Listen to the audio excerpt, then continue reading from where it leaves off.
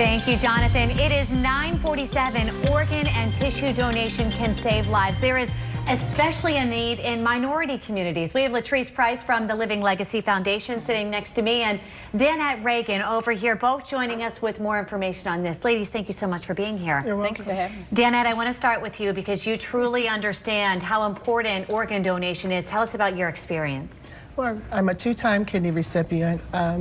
I received my first kidney in June of 2008 from a deceased donor.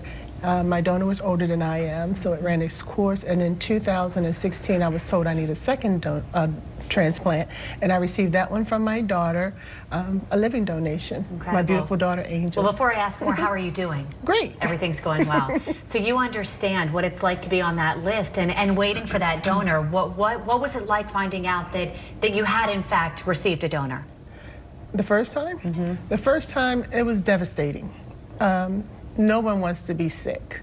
Although, when I did get the call, I received 3 calls. And the third call was the charm. It was the day after my final dialysis treatment. And I was in a crowded mall with my daughter because she was a finalist in the Junior American Miss Pageant. And I remember. I barely heard the phone ring. I heard it, I felt it vibrate. But they had me at 328, which is the university's number. Oh my goodness. So here you are today because of organ donors the first time and a very lovely daughter the second time.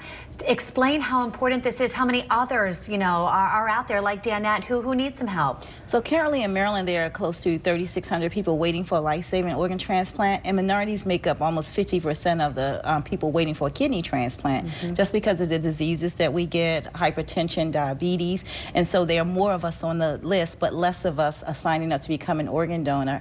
The Why odds is are that?